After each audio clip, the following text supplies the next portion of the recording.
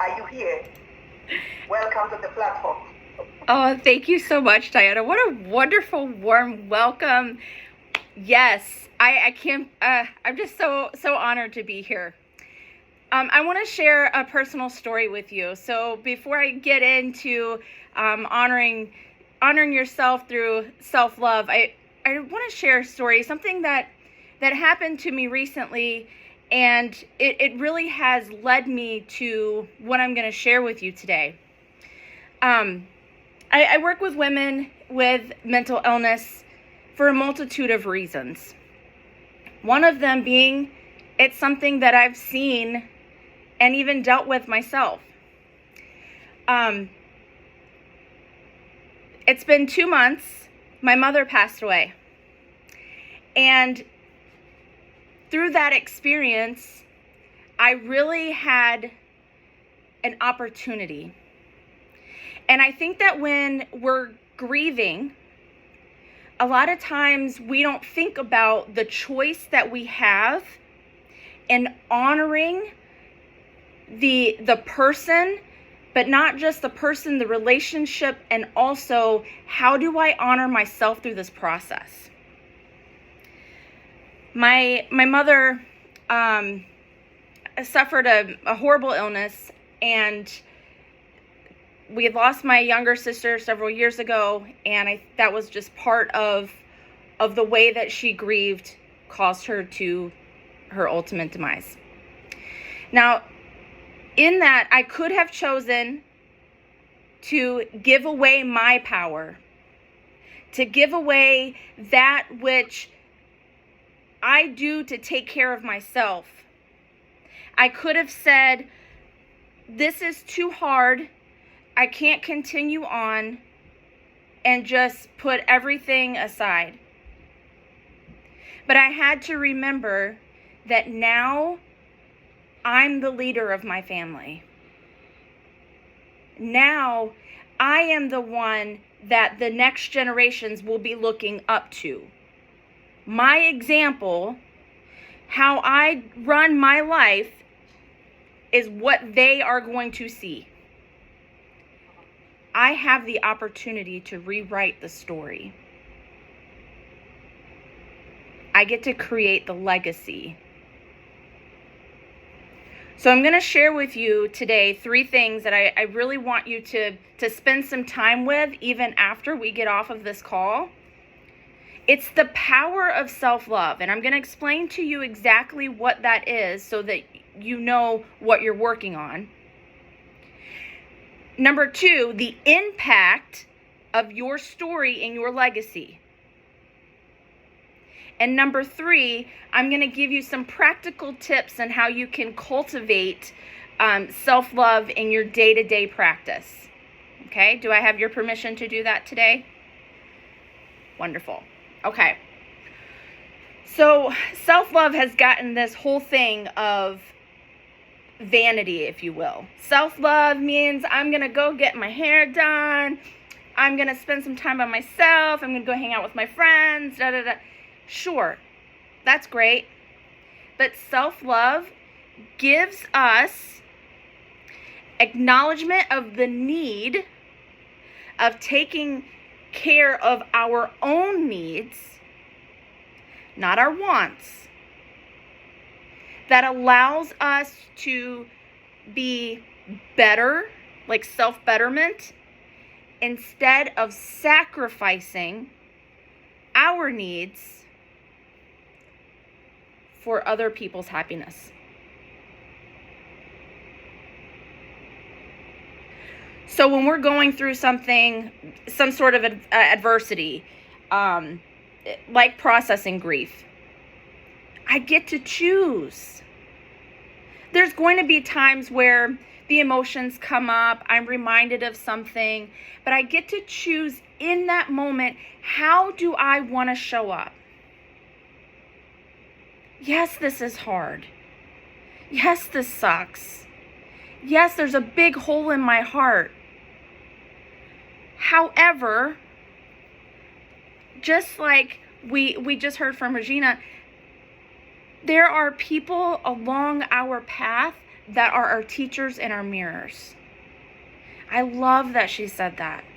It's so true. So when I look in the mirror, what do I want to see? Do I want to see that I'm honoring my mother, that I'm honoring my family, that I'm honoring my legacy by sitting in this space? Or do I want to say, okay, I want to take care of my mental health so that I don't end up the same way, and so that I don't do this to my children. That I accept what's happened. I accept that the turn of events may not have been the best. It never is. My self-esteem. I didn't have a great relationship, and I could have been angry, and I could have said, why didn't she love me more? How come I didn't know that this was going on? I could have beat myself up and said, this is not fair. Woe is me. But I'm determined to live in my purpose. I'm determined to maintain my power. And I'm determined that for the next generation, for my children, for my nephews, for my grandchildren, that I show up and I create a new legacy.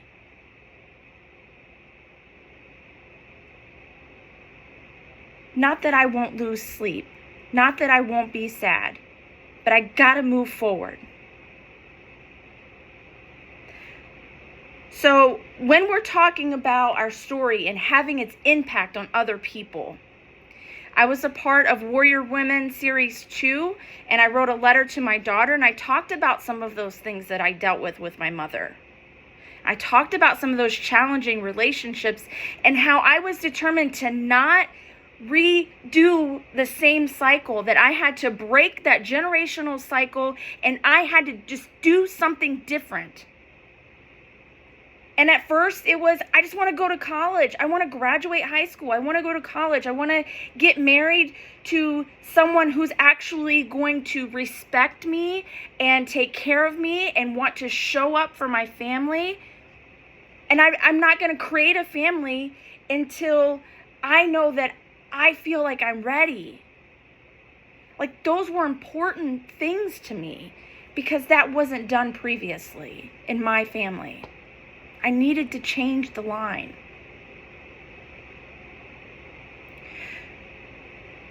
So through this experience with my mother, I gave her eulogy, and I said I needed to be better. I was so angry, but I had found someone along the way, someone on our path, and she became a teacher for me. And she had a similar situation with her mother, and she said, I spent 30 years in therapy.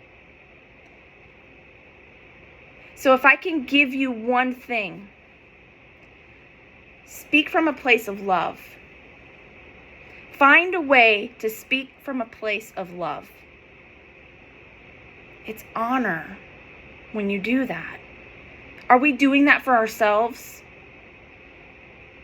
Think for a moment. When was the last time I honored myself by speaking about myself from a place of love?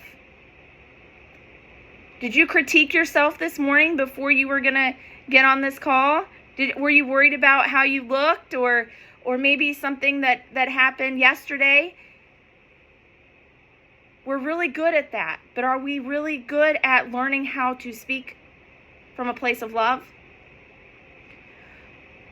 So as I'm standing behind the podium and I'm going through and I'm trying to make things light, and for a moment I said, what will people think? I'm up here, I'm not shedding a tear, I'm standing so strong, and I'm kind of making light of the situation. And I said, my mother was the keeper of secrets. I didn't know how impactful that statement would be. But my stepsisters, they took to it, and they all had their own interpretation. But for me, it encompassed all the things that I had felt, whether it meant that I felt less than, or the times that I felt like, man, I did good. I know she was proud of me.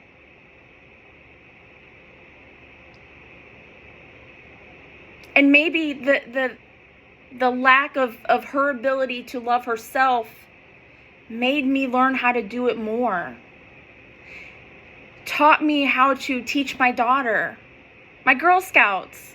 I have a whole small group of girls that I get to lead. So I can't allow myself to stay in this survival mode my entire life.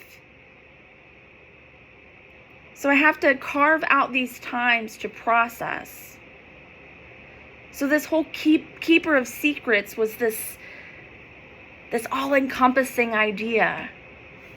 So a few days goes by and I get a message from a woman who adopted my nephew. She's had him since he was 2 weeks old. I'd never spoken to him, and he's 6 now. So through losing my mother, I gained another family, one that wants to connect with me, one that wants me to pour into them as much as I'm able. So I sat and I said,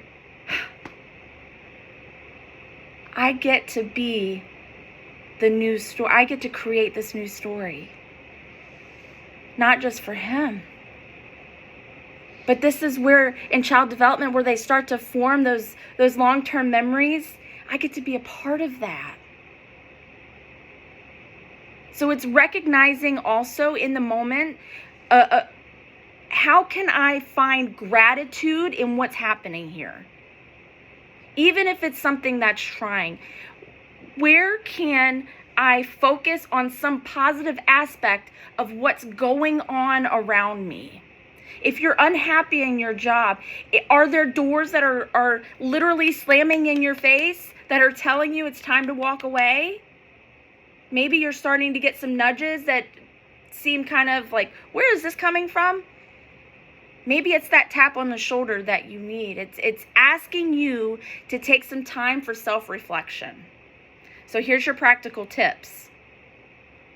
You have to talk to yourself in a positive way. You have to allow speaking to yourself from a place of love. You have to have boundaries.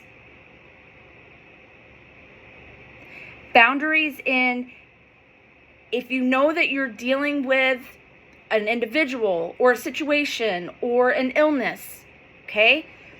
Create some sort of ritual that allows you to create a boundary. I can't do this because I've already committed myself to doing this.